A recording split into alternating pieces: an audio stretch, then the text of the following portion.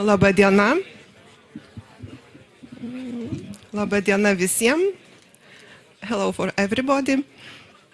Dear Professor Robert Šilerio, Magnificent Rector, dear guests, welcome at Vilnius University Library. I am director of this library. So it is a big honor for us, for me, to have today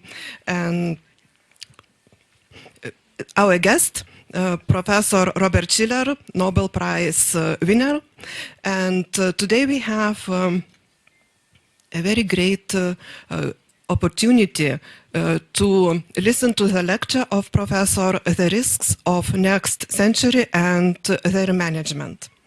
It is twice an honor to have Professor Šilerio by us at Vilnius University and at library, because we know Professor has Lithuanian origin, and it is very nice to have you, Professor, here.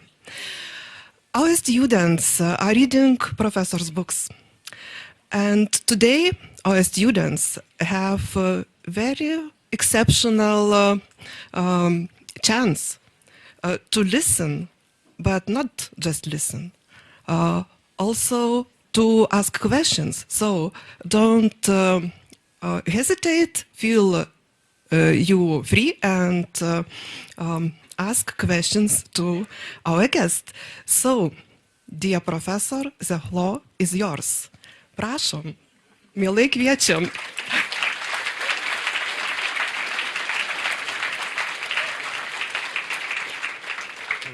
Labai ačiū. Thank you. It is correct. I am Lithuanian. All four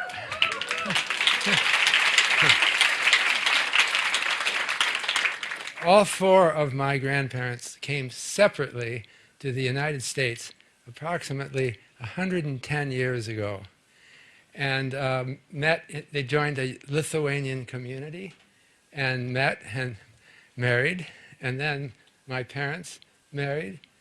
So why did they leave Lithuania? I asked them. My grandfather said he did not want to serve in the Russian army, and so he came to the United States. My grandmother said it was because her family were pressuring her to marry someone here that she did not like, so she just left. So anyway, that's the part of the story. So somehow we maintain connections with our family for 110 years. It's kind of amazing. It's because my grandmothers on both sides loved to write letters home, and they did it until they died. And then, just before they died, they found me sympathetic. They gave me pen pals, and we continued. So I realized, I think this is the third time I've been to Vilnius University. The first time was in the 1970s, when my cousin, Niola Kratkuta, took me on a tour of Vilnius, and I think we were here. I remember the library somehow from then. That was Soviet Lithuania. And then, again, after I won the Nobel Prize, I brought many of my family with me, and we came back, and we all saw Vilnius University again. Well, enough on my background here, but I was impressed that you have here a festival called Erdvėliavos Žemė, Spaceship Earth Festival. And I saw on their website they had this talk, although it doesn't seem to be integrated into it. It's a festival for scientists, but it led me to think. So maybe I thought I would start, I'm going to be talking about risks of the next century. And I thought, it actually fits in really well to the Erdvėliavos Žemė festival. What is Spaceship Earth? It's a metaphor. The idea is, I think it became popular after the first photographs of the Earth from space, or from the moon. And you see this little circle in the sky, and your thought is, wow, we're pretty tiny. And it's kind of scary, this little thing. It's like, it's hurtling through empty space. all we are together on this planet. It looks kind of like a little spaceship, and it looks like we could mess up and ruin it, and then where do we go? Well, there's nowhere to go. We're on Spaceship Earth.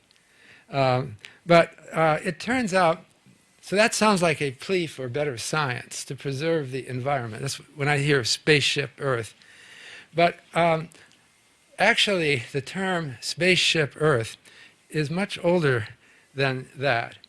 It's actually, there's a Wikipedia entry on Spaceship Earth, and it says that the earliest mention of Spaceship Earth was in an 1879 book by an economist, Henry George. The title of the book was Progress and Poverty, and it was a book about inequality. I counted, now I can count. Inequality appears 49 times in that book. It was a bestseller. In fact, it was the best-selling economics book ever in the United States. And it was about inequality and what would likely happen. So he uses spaceship. He doesn't say Spaceship Earth. I got the exact quote. I'm quoting Henry George now. It is a well-provisioned ship, this on which we sail through space.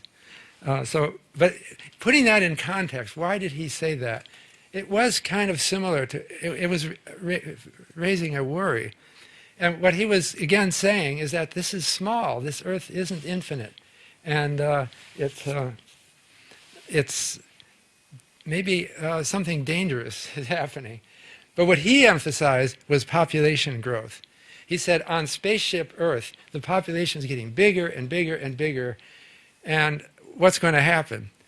Well, what he thought would happen is that the price of land would just skyrocket because there's only so much land. It's not getting any bigger, but the population is growing. And it would make landowners rich, and everyone else would be impoverished. This is his story. I'm not saying this is right. This is Henry George talking. And so his bottom line is we must tax land, and we have to be ready. It's just not right that some landowners could own the spaceship. We all own it together. Now I see repercussions in history. Have any of you heard of Thomas Piketty? I'm trying to pronounce it right. You've heard of him. But in America, we say Thomas Piketty. Okay. I discovered Frenchmen don't like that. It's Thomas Piketty. He wrote a book, published it in France in 2013. That's 3 years ago. And it wasn't a particular success. But then they translated it into English, and it became an international bestseller called Capital in the 21st Century. And I realized how things repeat themselves in history. This looks an awful lot like Henry George to me. People are worried about inequality, and they're worried about trends. So Thomas Piketty, I'm trying so hard to pronounce things right. Thomas Piketty said we should tax wealth. And of course, France is one of the few countries that has a wealth tax. He wants it increased a lot. Now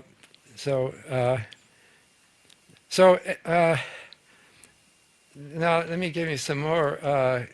I'm leading up to a paper that I'm going to be presenting today for you that I wrote as a request from Professor Ignacio Palacios Huerta. Doesn't sound English, but he's at the London School of Economics.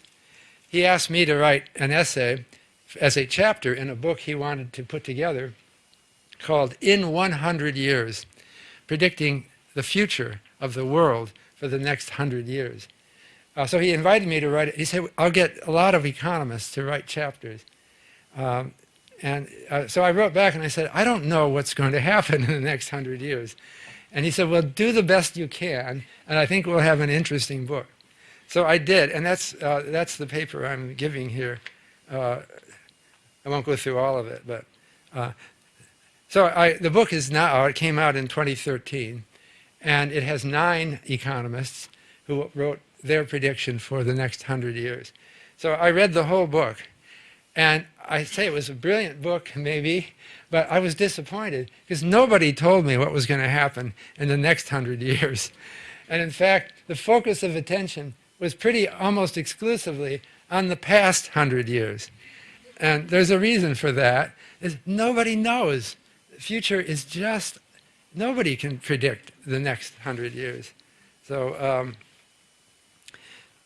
I didn't feel so, I think maybe I did as good a job as any of the authors. And you have to look at long-term trends and dissociate yourself from little wobbles and just predict that the trends will continue.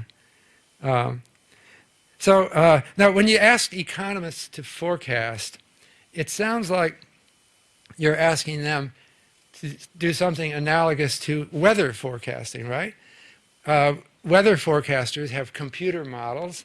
They collect data, and they can do really pretty well for the next 2 days, or maybe the next week.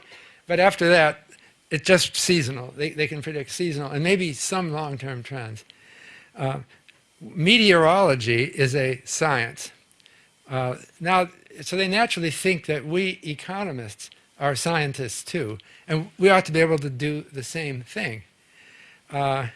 Well, I have doubts about our ability to be so scientific, although I admire science and I like to think I'm a scientist.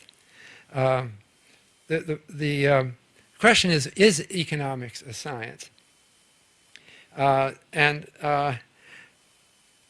think, now I should point out that my Nobel Prize is the prize for economic science. But the other prizes don't have the word science.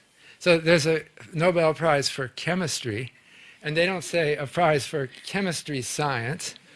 So I got curious about this too, and I did a search. It's so wonderful, this internet age. You just search the 19th century. You can take any century and search it. I find they did say chemistry science, and I think I know why. Chemistry science is the real thing, as opposed to alchemy. Alchemy is what screwball chemists used to do.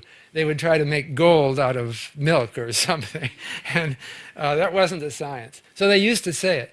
And so I think that's what the Nobel Foundation is doing here. They're rewarding economists who have a scientific frame of mind, but are not, maybe they're not exactly a science. So why are they, or why aren't they a science? I think it's because we're trying to predict people rather than winds or rainfall. And the problem is we're the source of our own future. Kenneth Boulding, who was president of the American Economic Association, gave his presidential address called Economics as a Moral Science. So again, I looked up, what's a moral science? It turns out not that common a term. But as he used it, it was a science not descriptive of external reality, but proposing what reality should be and how can we get there. So that makes it a moral science. He says you can't pursue economics without thinking of morality, or what we should be doing. I like that, and maybe that's what I'm trying to do here. So I wanted to talk about the next 100 years, and I wanted to bring in another science, which I think is prominent in economic thinking now, and that's finance. So there is a science to finance. You have different feelings about it. Different people have different ideas. But finance, as I define it, is the study of risk management by sharing risks, and it's the study of incentivization, incentivizing people to do something productive for society. So the frame is that science, or finance as a field, thrives on the fundamental uncertainty. I was just saying, we don't know what happens in the next 100 years. It's what we make it happen. So there's fundamental uncertainty. By the way, that term, I'm an economic historian, or history of economic thought, so I always want to tell you where ideas came from. Frank Knight was a professor of economics at University of Chicago, and he wrote a book around 1930 called Risk and Uncertainty. And he said, Risk is when you can name the probabilities and have a reason. You know, if you're going to toss a coin, I'll give you a probability 0.5 that it comes up heads. Uncertainty is when you just don't know. You can't refer to anything to give you a number. And if you make up a number, you're just being phony. You're trying to pull the wool over someone's eyes. It doesn't mean anything if you throw out a number unless you have a concrete basis. And he said capitalism is specially focused on dealing with uncertainty, about an uncertain future for which probabilities can't even be assessed, or there's no objective way to assess them. So I'm going to be talking about finance and I'll try to talk about the next 100 years. Oh, I just was yesterday at a conference sponsored by your government, and President Paskaita was there, and they actually had a time horizon. So the title of yesterday's conference in the Ducal Palace was Europe, Whole, Free, and at Peace, 2040. So the title of the conference sounded like a forecast for Europe in by 2040 is about 25 years into the future. And Lithuania had its independence and joined the United Nations about 25 years ago. So 25 years went by really fast. That was between my first and second visit to Vilnius University, essentially. So what's the next 25 going to look at? So I found that at this conference, once again, almost nobody made any reference to the year 2040, except Vytautas Landsbergis said, I'm not going to forecast 2040. So we just don't know. We have to make things happen. And so I think that in a the fundamental point is we don't know what's going to happen. And don't let anyone snow you into thinking we do know. So that means it's fundamental uncertainty. And this is what finance, according to Frank Knight, is really good at. It's about, the fundamental thing is that risk in the future will impact different people differently. So if we are good, we're Christian or good Muslims or whatever, we share the risks, right? So that's the question. That's, I think, a deep and important technology. Finance is a deep and important technology that should be on, or I might add, insurance, which I take as part of finance, is about sharing risks. And it ought to be central to our thinking. I think most people don't connect it up to their worries. Let me talk a little bit about the future. And again, I can only extrapolate trends. But the first thing that comes to my mind about the next 100 years is information technology. Because the progress we've seen in, the last 5 or 10 years is just stunning. You know, I don't know if you watch any of these things. There used to be a cartoon thing called the Jetsons. You've heard about this? Some of you have heard it. Well, it was supposed to be far in the future. And they had television set, or they had a phone that you could talk to and a television set. Television, TV. You know, we have just about everything. We're past the Jetsons now.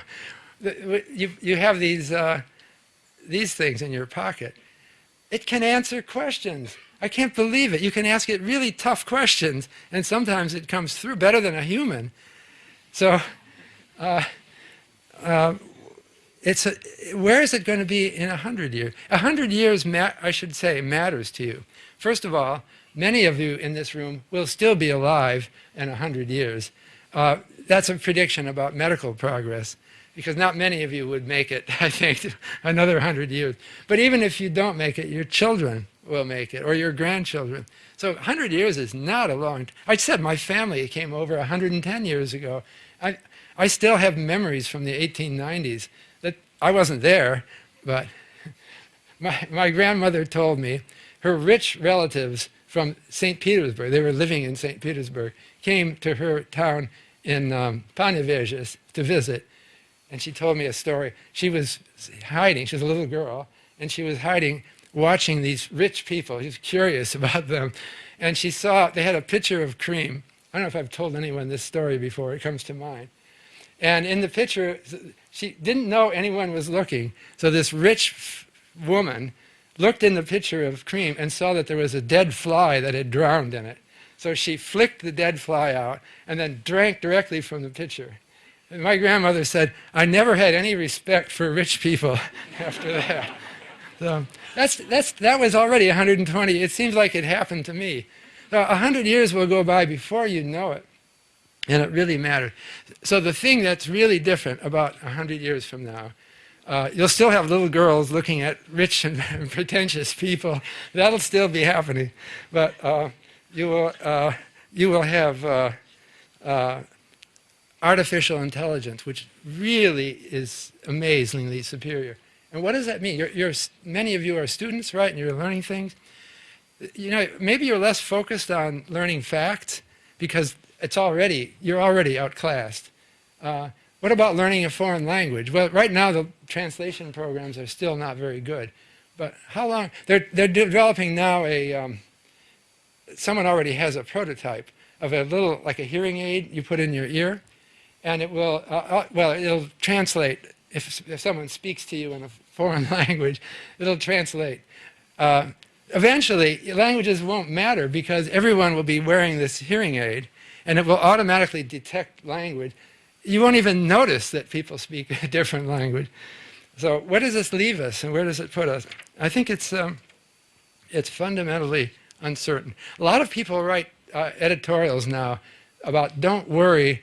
The concern about artificial intelligence goes back to, they like to go back to 1811.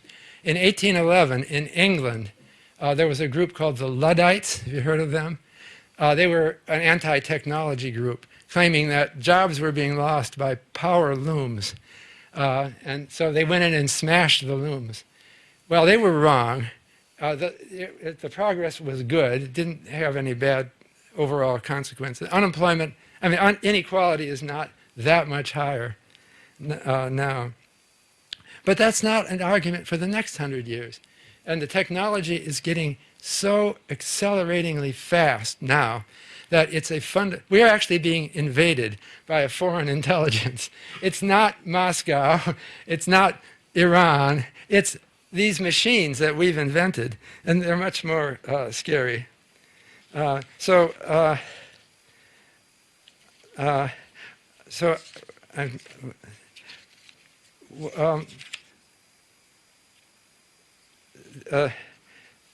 are risks that we have to manage. I'm a little bit, let me talk about, so artificial intelligence is one major trend for the next century. Another, as relates to finance, another important trend is big data. That you are more and more online, and these computers are collecting information about you. Every click that you do is a sign about your personality, and more and more is going to be that they're going to adapt to you, and they're going to give you a special constructed reality aimed at your biases so that they can milk you for profits. So the big data has immense opportunities and risks. One thing is you can find the perfect spouse, maybe. We already have dating programs, and maybe they'll get really good, and you'll be just so happy with each other. But on the other hand, they can be used for bad purposes. Now one thing that's in neither good nor bad is that if you can understand the risks that people face better, then the risks become uninsurable. So right now you could take out a health insurance policy. Maybe you don't have to do that in Lithuania. We have private health insurance in the US. So you take out a health insurance policy and it will protect you if you get cancer. But maybe in the next 50 years, they already know you're going to get cancer at age 28. And it's become known to everyone because they all have big data on you. Then you won't be able to buy insurance anymore because it's not a risk anymore. So when it disappears as a risk, it becomes worse. So one thing you can do, under President Obama. You've heard of him, right? Obama. I don't mean to be American-centric, which is something I try to resist. I live there. President Obama sponsored the Affordable Care Act in 2010, which made it easier for Americans to buy health insurance. And one thing it said is you can't consider pre-existing conditions. It's illegal if you sell insurance on that exchange to take account of any information that you're going to get cancer at a certain age. The only thing you can do is age, I think, and cigarettes. They allowed you to discriminate against cigarette smokers, and maybe a couple other things. So I think that maybe it's the big data that's coming, if we manage it right, may not be a horrible problem. And I think it may also bring up possibilities of better risk management. So I have been, I'm coming back to things that I've done, sorry about that, but I think that financial indexes that are traded are risk management tools that can be the basis for contracts that help us relieve ourselves of some of the worst problems that face us. That if we form indexes that represent outcomes of risks. So what I did with my colleague Carl Case in the United States is we created a repeat sale home price index to represent prices of US homes by locality, and to measure the ups and downs better than I think we were a success in measuring them better. So this is entrepreneur. We set up our own company, Case Shiller Weiss Incorporated. We started producing the indexes, and we sold it later. And now they're the Standard & Poor's Case Shiller home price indices. But we made it as our purpose. We did this in 1988. And already in 1988, we were on to big data. We bought tapes of, there were tapes in those days. You would have to have it mailed to you, computer tape. We bought tapes of data and we constructed with computers home price indices for every zip code in the United States. That's our postal codes. And then we wanted to see financial contracts settled on these. So we worked with the Chicago Mercantile Exchange, which is a futures market in Chicago. And in 2006, we launched a futures market on US home prices. But what this enables you to do is to protect yourself against swings in home prices. So if you think, if you're, say, you haven't bought a house yet and prices are going up and you're worried that they'll keep going up, you could buy a long position and protect yourself against increase. Or if you've bought a house, you could protect yourself against home price decreases. We like to think that if our idea had become more successful, we wouldn't have had the financial crisis that we had in 2000. Maybe that's a dream to say that, but because it was caused by falling home prices, it would have spread the risk better. So another thing that will change over the next 100 years is the decline of the underground economy, or the informal economy. These are, you know, if you have someone come and do some work around your house, they may say, "Can you pay me in cash?" Why do they say that? You know why. They're evading taxes, right? That's underground economy. Well, the underground economy, as a long-term trend, is fading. More developed countries have less of the underground economy. In some less developed economies, it's the dominant. You can't measure activity if it's done in cash. Now, people are aware of the problems that cash creates. So the European Central Bank has announced that by 2018, the 500 euro note will be removed. That's because they thought the 500 euro note is being used dramatically by criminals. So let's just eliminate it. So if you have a 500 euro note in your pocket, you should spend it soon. Well, I assume they'll redeem it, but the United States eliminated the $500 bill decades ago for exactly the same reason. And now the highest bill you can get in the United States is the $100 bill. Kenneth Rogoff, who's a professor at Harvard, has a new book coming out. It hasn't come out, it's just coming out now, advocating the United States should drop the $100 bill, drop the $50 bill, drop the $20 bill, and stop at $10. Because that will it'll just discourage the underground economy. I wonder why I didn't go all the way.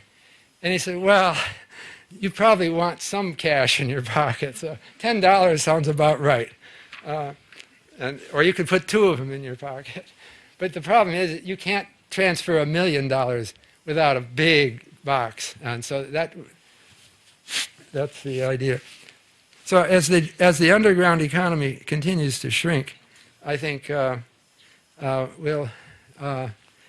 have more and more options to do risk management. So one thing that I've proposed in my books is that we should have livelihood insurance of some sort or another. We should have insurance on your income so that you can pursue a more risk-free career strategy. Right now, I think, I don't know how many of you are MBA, you have an MBA here, right? You call it MBA? Masters of Business Administration? That's what you call it here. In Lithuanian, maybe. I think there's too many MBAs. I mean, they're very valuable, but it seems like people like that because they think it's safe. The computers are not going to replace managers, right? Other fields just look riskier. But people shouldn't be too afraid of taking risks with their training because that's what society needs. So we should protect people, but we've got to protect them seriously, and we have to be doing long-term risk management. So how much time do I have now, or when should I stop? I could stop at any point. We're going to have questions, because I could go on forever as well. I have 10 minutes. All right, so one thing though, I think we have to work on what we'll have. See, this is moral science talk. I say we should do this, and then I'm going to assume that I'm right, and we will do this, so it becomes a prediction. So I think that there are issues of privacy that come up now because do you sometimes feel annoyed that they're recording every click you make on the computer? And what do they know about you? What are they going to? Who's going to use this? So people want privacy, but at the same time, we have benefits from big data. So that's something that I think will be worked out better. I think we will have more complex financial contracts. They may be so complex that only a computer can process them. That's because we all face different risks, and contracts have to adjust for your exposure and your protection. A reaction to the financial crisis is often that it was caused by these fancy derivative contracts, these swaps or these. But in fact, those fancy contracts they have a legitimate purpose as well. The problem is that they're new and they are subject to manipulation. So we have to. I think we have to not be afraid of complex. We won't be afraid of more complex. That's coming. There's a lot of work to do. For those of you who are getting your MBA in finance, you are definitely needed, especially if you have a moral compass and you let your thoughts go toward what really can be done. So another thought is about. It comes back to Paskaita's conference theme, Europe. Whole, free, and at peace. That's a nice vision. But then I think, what's this about Europe? I'm sorry, but I'm not technically a European anymore. What about the world, whole, free, and united? So that suggests something like world government. But now I have a sense that that doesn't sound right. I don't think we're going to have, in 100 years, a world government. Now we have trends that look promising. The League of Nations was set up right after World War I, and then it kind of failed. It burned out because we had World War II. It was supposed to prevent wars, didn't do anything of the sort. But they kind of fixed it, and they changed the structure and called it the United Nations right after World War II. So it seems like those kind of innovations require a war to get started, but they do happen from time to time. So maybe it is a trend. Maybe we'll see some super United Nations. But at this point in history, it looks like it's breaking apart, doesn't it? It seems like people are more ethnic. And they regret letting foreigners in who look different or act different. So I guess most of us have you have a sense of family, a nation as a family, but then you have an opportunity to meet people from other nations, and they're perfectly nice. They're just as nice as my relatives. So what am I guessing will happen in the next 100 years? I think, this is my guess, Lithuania will still be Lithuania, and it will not be predominantly any other ethnic group. But I think there will be more communications, more opportunity to work for a foreign company. Now, with the rise of the multinational, people's national identity is sometimes being confused by an identity with some company that's chartered in a foreign country. And so you have kind of divided loyalties. So my guess for the next 100 years, it'll still be like that. It'll be a little bit more. You will be working for a US company or for a Chinese company, and you'll feel loyalty to them, but you'll still be living here. So another thing that's important to recognize, there is some sense that the nation state is still not I would say not even the dominant consideration for risk management. Because when nation states fail, what do you think happens to financial contracts? You might think, well, I signed all these contracts under the auspices of some government, and so after the government is defeated, and suppose it's a major revolution, like a foreign power takes over, what's going to happen to my contracts? You might imagine that they'll be shot down and just canceled. No one's going to enforce the contract. But if you look at history, that's not what happens. After World War I, people were pretty mad at Germany, but they didn't confiscate individual fortunes. They did put reparations. They didn't do the great thing, actually, but it wasn't as bad as it could have been. After World War II, they didn't even impose reparations on those Germans. Unless you were in East Germany, had the misfortune, then you had the communists and you lost everything you owned. But as time goes, I don't think we're in that world anymore. So I think that there may be major changes in nationhood, but my guess is that financial contracts will still survive. Now I wanted to mention, do I have your indulgence to mention the awful side of my view of the next 100 years? And the awful side is chemical, biological, radiological, and nuclear warfare. About a decade ago, Senator Richard Lugar in the United States commissioned 80 national security experts, asking them to assess the risk of the probability that there will be a attack by one of these things in the next 10 years. Well, 10 years have passed and there hasn't been one. Well, I wouldn't say that. The experts said the probability of a nuclear attack in the next 10 years somewhere in the world was 29%. Of a biological attack, 33%. Of a chemical attack, 31%. Of a radiological attack, that's where they spread radiation to make a place uninhabitable, 40%. Well, actually, I guess that's wrong. In Syria, we've seen chemical attacks, right? So I guess maybe their numbers are right. But these things really scare me. If you look at history, these things happen. And some people will do it, right? There's some people who are crazy enough to launch such an attack. So the question is, I don't know. I don't know how to stop these things, but I do know something about risk management, and that is that these kinds of horrors. Of course, if you're killed by an atom bomb, there's not much we can do, but your wealth could be destroyed by it, or your place of abode could be destroyed. And there is something we can do about it. What about global warming, which I didn't even have on that list? Global warming threatens to change the climate and make certain places basically uninhabitable.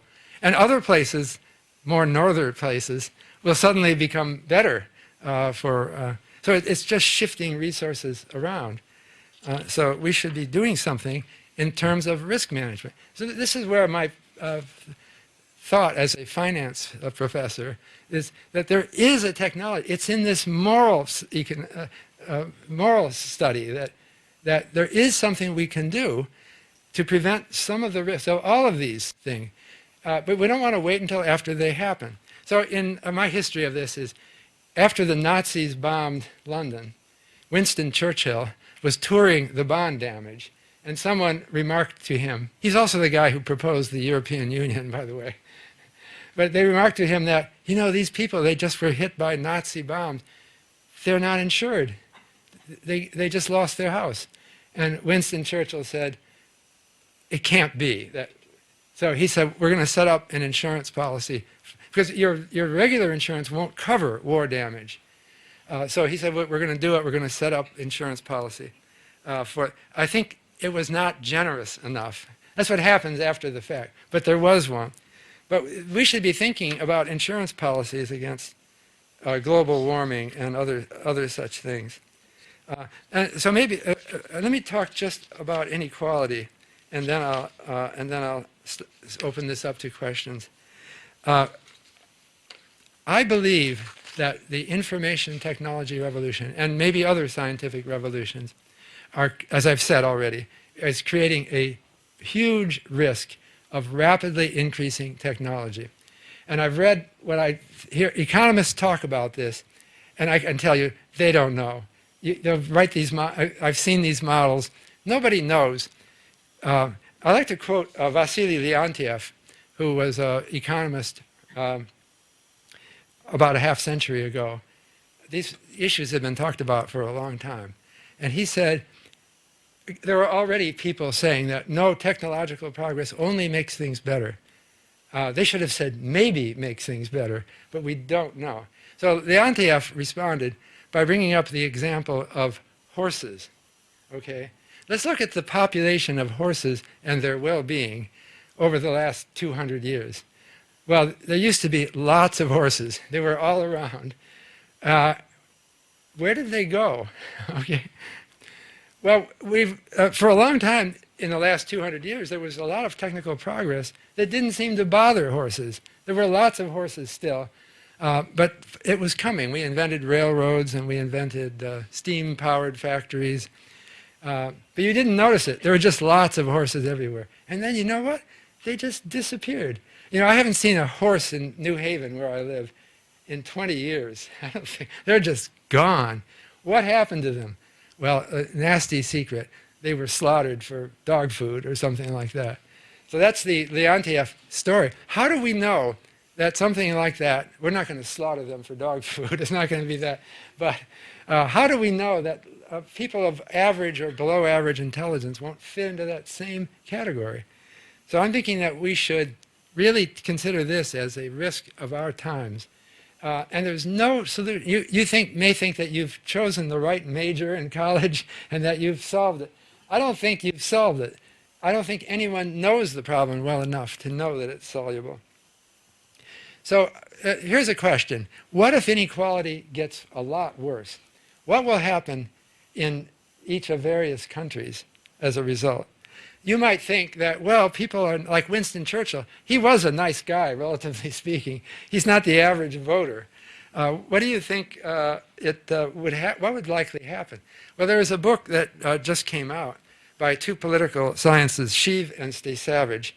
The title of the book is Taxing the Rich. And they got data on 20 countries and looked at what determined the tax rates they put on high-income people. And he was particularly interested is, do we raise taxes on the rich when inequality gets worse? So you can read the book. It's an interesting, very interesting book.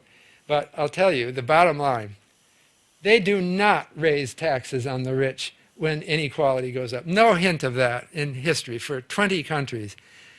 But they do raise and lower the taxes. What explains it? Can you guess what explains it? When do they raise taxes? I don't know, I shouldn't be talking to you like a class. Can someone tell me, when do they raise taxes on the rich? You got it, exactly. Did you say that? That's good. Wartime, it's all about, you're fighting a war, And then grumbling starts. My son is over there fighting, and you are making record profits. No fair. And so the businessmen, they don't even lobby to resist it. They just say, okay, you know, I'm happy, I'll do whatever you say. In the United States during World War II, we raised income. I wasn't born yet, but the real wages on incomes over $1 million were taxed at a rate of 94%. That's America. But you got to remember, it's America in wartime. And it's the same in all the other, well, America got really high. Funny thing, but and then what happens after the war is they gradually sink down until there's another war, and then they go up again. So what the point is that there is no insurance against inequality in the existing system. So what I'm hoping is that this is my proposal, but it's also a hope for the future, that countries will make a plan now for what we'll do when inequality gets much worse. And I think you can get it through more easily. Maybe we missed an opportunity with after the last World War. We won't have another opportunity like that for a long time, I sincerely hope. But at some point we ought to be able to make a plan about what we will do if inequality gets much worse. So I guess I'll stop. Those are the things that come to my mind as a finance theorist about the next 100 years. So I'll open it up to questions. Yes, so we say big thank you for Professor for sharing deep insights and of course for sharing your personal story, and I feel that we as an audience owe Professor a big round of thank you or ačiū applause. Thank you.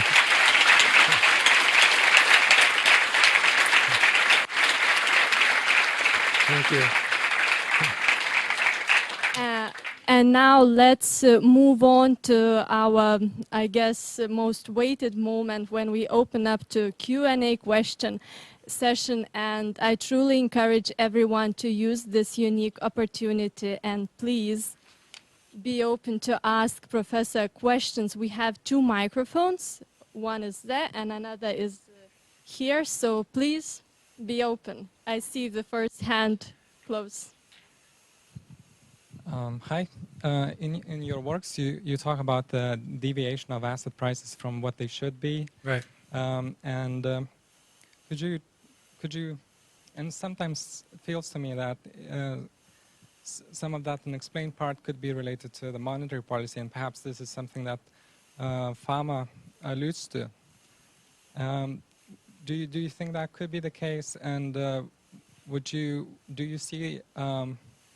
Another question is, do you think that debt could become more equity-like in the future, where there would be increased risk sharing between the two counterparties, between the lender and the borrower? Thanks. I'm not going to answer the second question because I think that's shrouded in all kinds of complexities. I'm sure debt is already more equity-like than it was before. So let me go back to your first question about, you attribute to Eugene Fama, who won the Nobel Prize with me.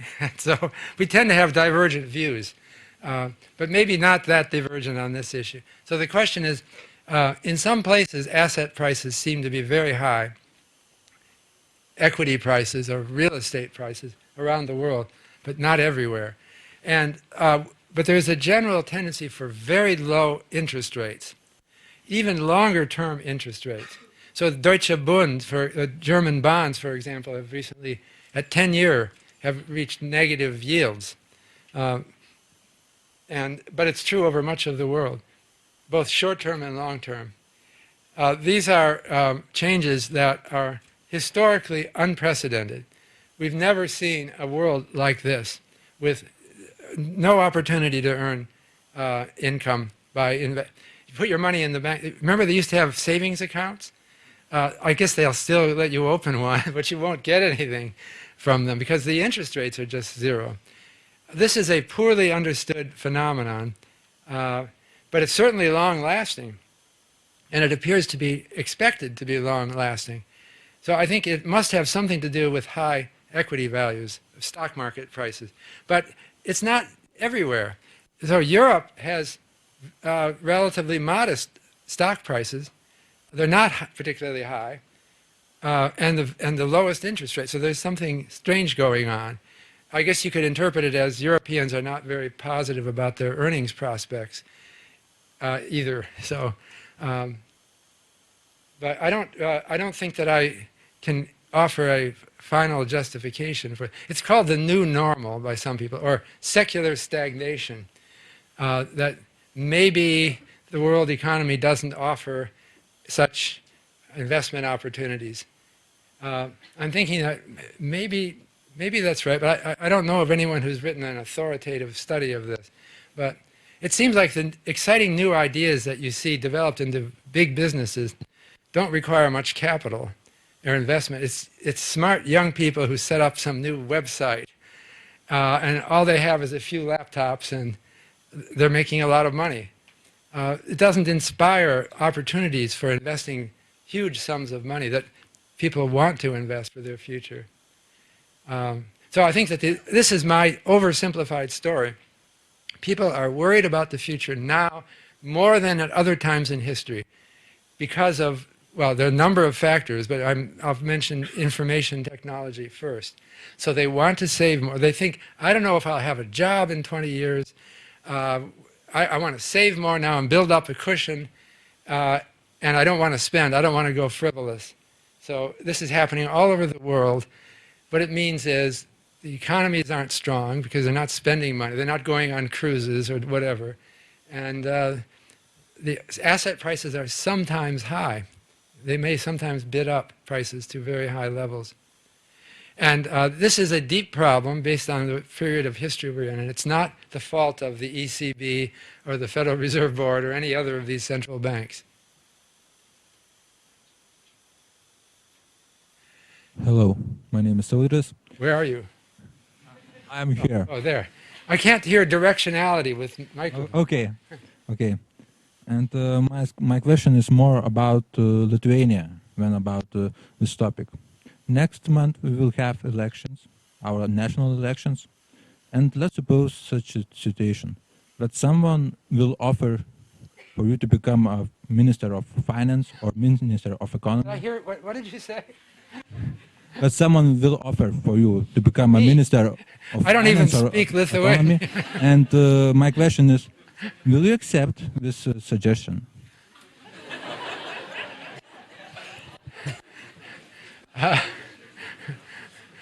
I don't know. I'd have to think about that. I think I might mess up on you. Thank you for the thought, though. You have to get the microphone. Where is the mic? Yeah. Hello, Professor. And I know that you are the economist first, but I also see you as a futurist a bit. So my question would be the short one, but the broad one. So the importance of religion and nationalism, do you think it will change drastically, and how it will affect us? I was recently reading a book by one of your alumni here, Czesław Miłosz. You know of him? He graduated here, and he wrote a book in the early 1950s called The Captured Mind, and it was a book about how communists really think. And I really love this book because I always wondered how it seemed like communists were some kind of zombies that had fallen under mind control, and they said crazy things. I think that about some Americans these days too, but how other people think is always a...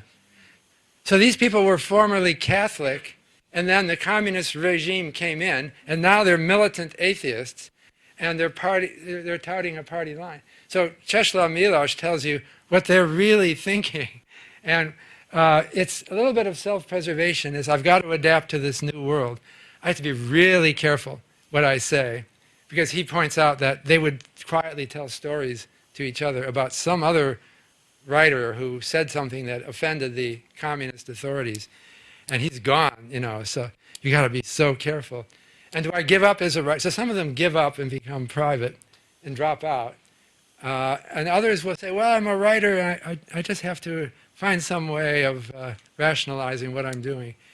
So he had a very nice, I actually learned, do you know this Arabic word, ketman?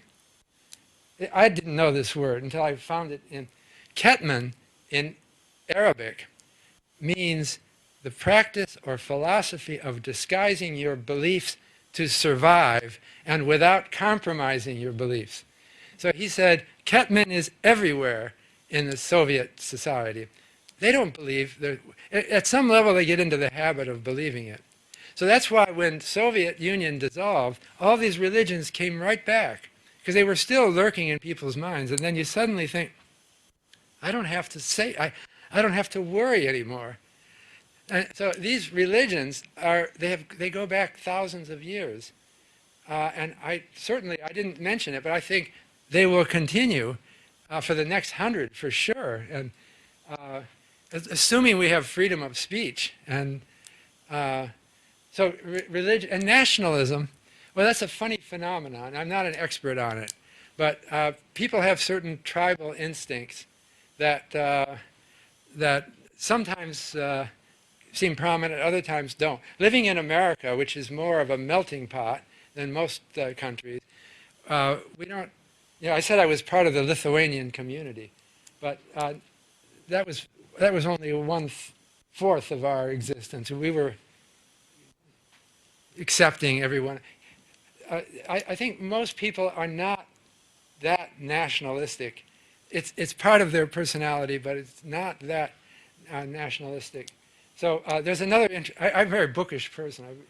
There's another book recently called "The Ethnic Myth" by Gagnon. It came out a few years ago, and it won a prize from the American Political Science Association, saying that people are not as ethnic as you'd think from reading it. You know, you think of all these ethnic wars. He talks about the Balkan wars.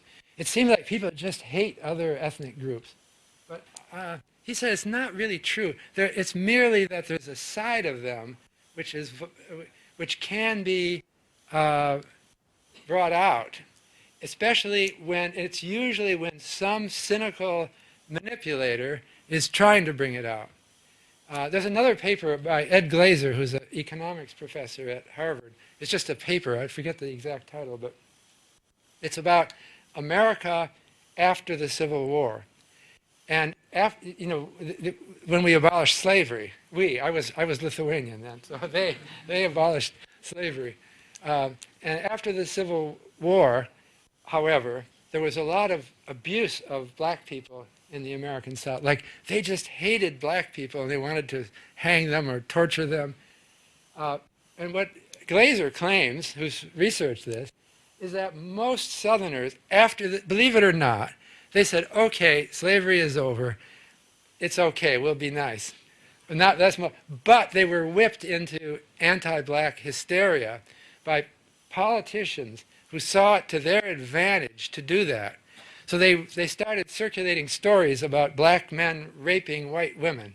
Well, that kind of thing did happen, but it was very rare. But they hyped it because of their own political purposes and got people upset. So I'm thinking nationalism, it's an issue. It can turn ugly. But it's a question of where leaders drive things. I think democracy tends to work against the violent nationalism and maybe for religiosity. That's a long answer to your question. I don't know if I... You have to find her. Oh, I see. Hello, Professor. I want to make a pit stop to the question of the artificial intelligence and consider the idea. What do you think? Artificial intelligence is going to replace the human professions or make or just empower them in better ways to create a good society for us? What is a human profession? Can you name one? Everything what we do, like professions, especially we can speak about finances. Right. Is artificial intelligence going to bring the stability for example, in a monetary So area? let me give an example of law, because there was a book called The New Division of Labor about 10 years ago by Marston and Levy that talked about what kind of jobs are being replaced by computers. Now it's like 10 years old, so it doesn't seem up to date, but they did a study, and they concluded that the kind of jobs that survive are jobs that involve communication skills and complex knowledge. Complex knowledge is not focused knowledge, but just general, wide knowledge. And he gave an example of two professions. They gave an example that they said would survive one of them was auto mechanic, okay, who really knows cars. And you take your car in and say, I hear this funny noise. I don't know what it is. You can't go to the internet. And well, maybe you can, I don't know. They said you can't. And he drives it around the block and says, I know exactly what's your problem, and fixes it. But the other example, which sounds similar to yours, is lawyer. So he said, suppose you have financial problems and you realize you might go bankrupt. So you think, I need some advice now. What do people do? No one that I know has ever gone bankrupt, but it's breathing down on me and I can't sleep at night. So you can go to the internet and read up about bankruptcy law, but you probably won't. You want a lawyer, right? So you want someone will recommend a lawyer. And the lawyer is doing the general knowledge and the complex communication. So the lawyer will take you into his or her office and say, sit down, relax, we're going to fix this. And then starts telling you about other people who've been through this and how some of them did well by following certain advice. Telling you, there's this law, but don't worry about it. They'll never happen. But there's something that's not really in the law, but I see it happening. So this is personal experience. So he said, that lawyer is not going to be replaced. However, they said, that was 10 years ago, approximately. What's happened since? Well, at least in the United States, the legal profession has gone into a decline. And people in top law schools are still being placed when they come out. But there's a problem. There aren't enough jobs for all the lawyers. Why is that? Well, I'm not close to this, but what I understand is that there are new legal research programs that lawyers use. And they don't need to hire assistants anymore.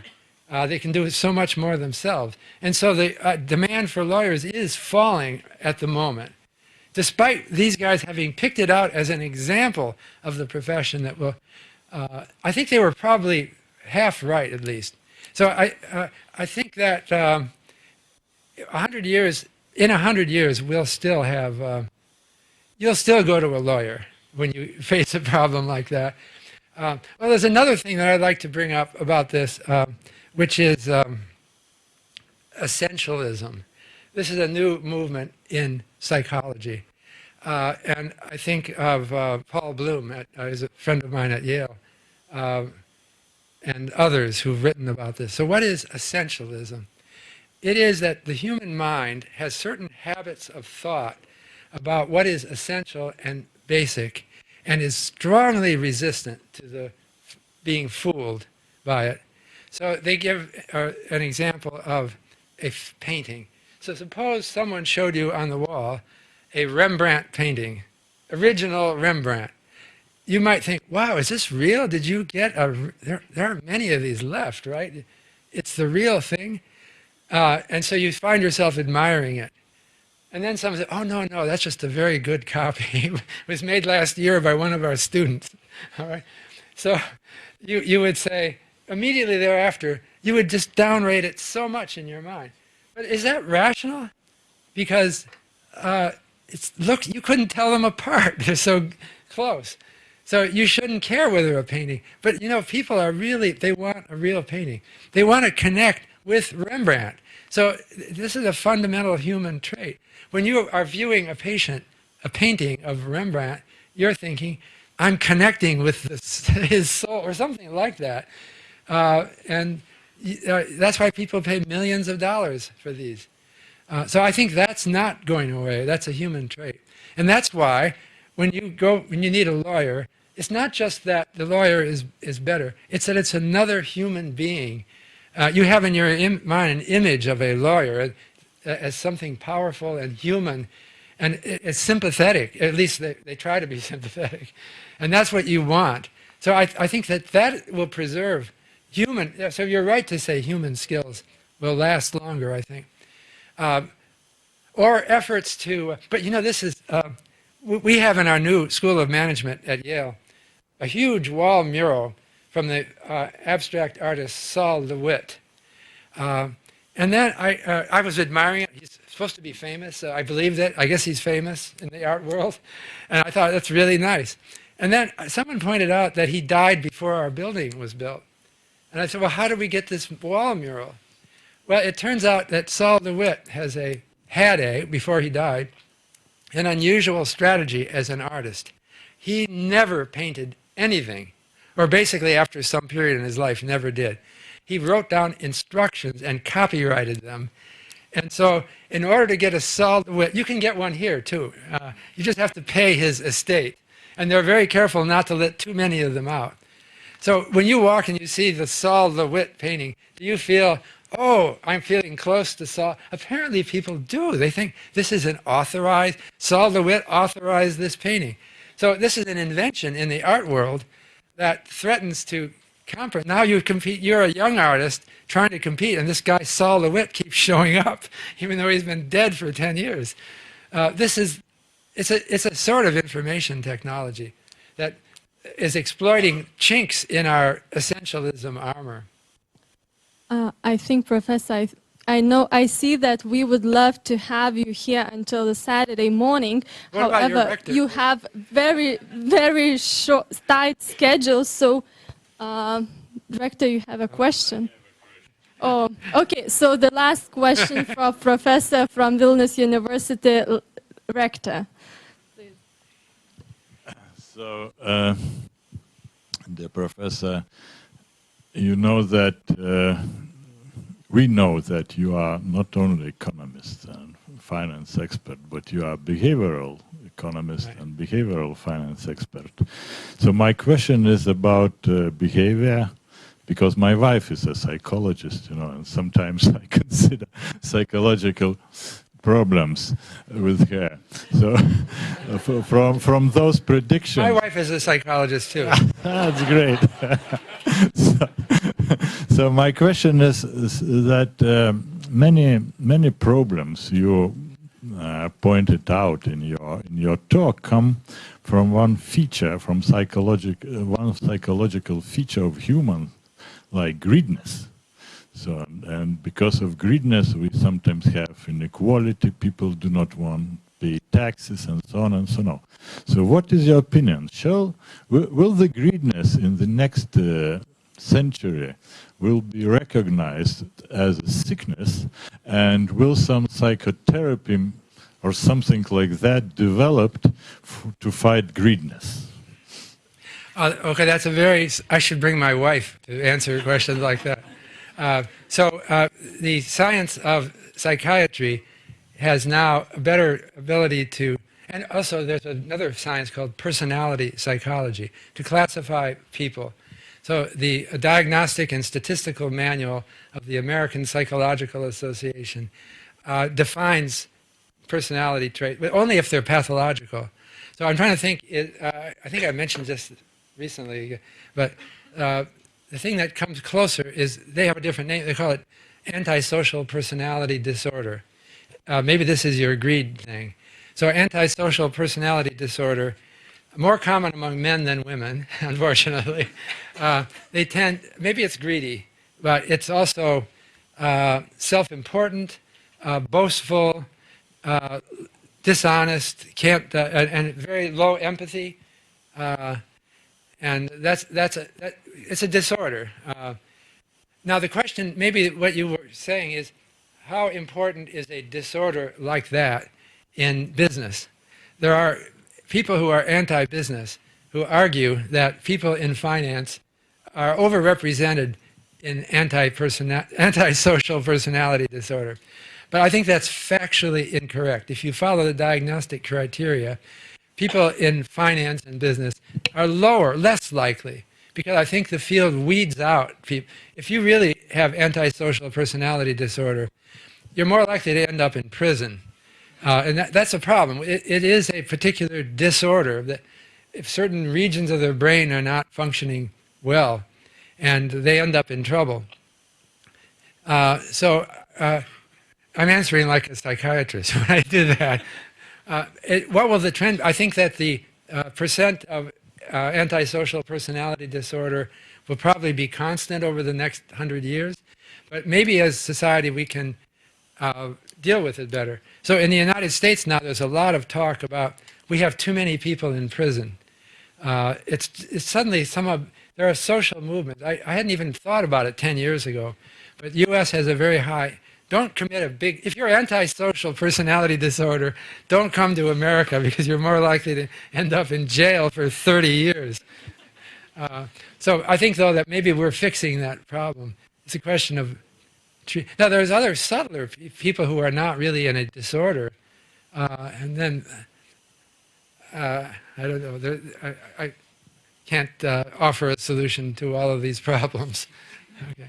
Okay, so once again, Professor, really big thank you for your lecture and for your ideas. And thank you.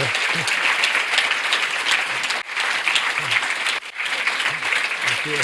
And yes, please be very welcomed at the best university in Lithuania. And I hope you will enjoy your tour at the university and your visit in Lithuania. Thank you. Okay.